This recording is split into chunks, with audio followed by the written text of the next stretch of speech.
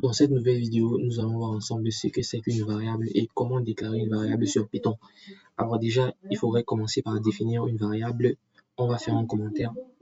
Pour faire un commentaire sur Python, c'est très simple. Vous allez sortir le dièse. Ensuite, vous allez écrire variable. Voilà, on a fait un commentaire. Alors, un commentaire, c'est un code ou un texte qui ne s'exécute pas, tout simplement.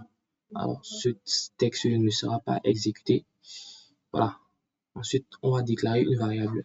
Alors, commençons par définir c'est quoi une variable. Une variable, c'est simplement une information temporaire qu'on va stocker dans la mémoire vive de la machine. Dans la mémoire vive de la machine, la mémoire vive qui est la RAM. Alors, on va déclarer une variable. Par exemple, on va écrire x est égal à 10. Alors, x est égal à 10 est notre variable. Ensuite, on peut demander à la machine d'imprimer cette variable. Par exemple, on va écrire print x. Et lorsque je vais exécuter, voilà, j'ai 10 ici qui prouve que la machine a bien enregistré ma variable. Alors, une variable ne peut pas simplement être un chiffre, ça peut également être un texte. Alors, on peut avoir la variable y qui est égale à manger. Alors, on va mettre tout ça entre guillemets. Ensuite, on va imprimer. On va revenir ici. On va imprimer. Et là, on exécute le code. Voilà, la machine nous a imprimé le 10 et le manger. Bien. Maintenant, il y a une grosse distinction à faire sur Python. On a deux gros types de variables. On a ce qu'on appelle les strings ou les chaînes de caractères et les integers ou les chiffres. Alors, c'est quoi un string? C'est quoi un integer? Alors, ça, c'est un integer ici. Il s'agit d'un chiffre souvent abrégé int.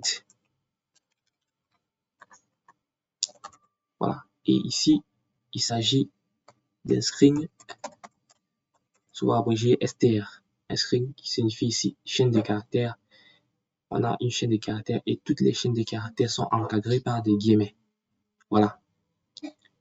On a un string et une chaîne de caractères. Ça, c'est comme ça qu'on déclare une variable sur Python. Ensuite, on peut avoir une variable qui va s'appeler Patrick ou une variable qui va s'appeler nom. Nom est égal à Patrick. Et ensuite, on va faire un print. Dans le print, on va dire mon nom, entre guillemets, plus nom. Alors, qu'est-ce qu'on est en train de dire à la machine? On est en train de dire à la machine d'imprimer mon nom, c'est Patrick, puisque on a la variable nom à qui on a attribué la valeur Patrick. Et on demande à la machine d'imprimer la phrase mon nom c'est Patrick. Lorsqu'on exécute, on a le résultat mon nom c'est Patrick. Alors, il faudrait ajouter un peu d'espace. On va réexécuter tout ça. Et voilà, on a mon nom c'est Patrick. Voilà. Alors, c'est comme ça qu'on déclare une variable sur Python. N'hésitez pas à vous entraîner dans la déclaration de variables. Dans cette autre vidéo, nous allons voir les autres types de variables que nous pouvons avoir sur Python. Dans la vidéo précédente, nous avons vu la variable integer et la variable string. Alors, petit rappel, on a par exemple, on va déclarer une variable âge qui est égale à 15. Alors ici, c'est un nombre entier, aussi appelé integer. Ensuite, on peut avoir la variable nom qui est égale à Richard. On va l'encadrer avec des guillemets. Voilà. Ensuite, on a un troisième type de variable qu'on va appeler un float. Alors, un float, c'est quoi un float? En fait, un float, c'est juste une variable qui a une décimale. Par exemple, on va avoir un float franc CFA qui est égal à, disons, 650, je dis n'importe quoi, 657,96. Ça, c'est un float. Puisqu'ici, on a une décimale. Alors, contrairement au système francophone sur Python, les décimales ont des points et non pas des virgules. Voilà. Donc ici, on a la variable franc CFA qui est égale à 657,96. On peut avoir une autre variable float.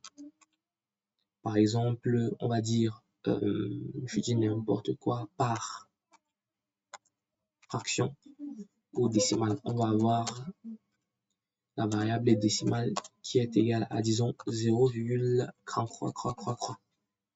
Alors ça aussi, c'est un float. Alors, troisième type de variable qu'on va avoir, ça sera un boolean. Alors, c'est quoi un boolean? Alors, un boolean, c'est une variable qui a une valeur vraie ou fausse. Simplement, c'est une variable, qui a une valeur vraie ou fausse. Par exemple, on va avoir la variable, je dis n'importe quoi, année, ou bien on va avoir la variable adulte, voilà, qui est égale à true. Alors, cette variable est une variable booléenne qui a une valeur true. Elle peut également avoir une valeur false, qui veut dire faux. Alors, on peut avoir adult qui est égal à false ou faux.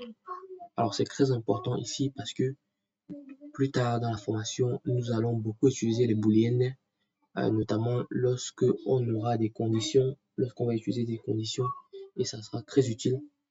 Ensuite, lorsque vous ne connaissez pas le type d'une variable, par exemple, vous ne savez pas quel type de variable vous avez à faire, vous pouvez utiliser ce qu'on appelle la fonction type. Alors, qu'est-ce que fait la fonction type? Nous renseigne justement sur une variable. Par exemple, on peut avoir type adult, la variable adult. Ensuite, on va faire un CTRL S, on va exécuter. Et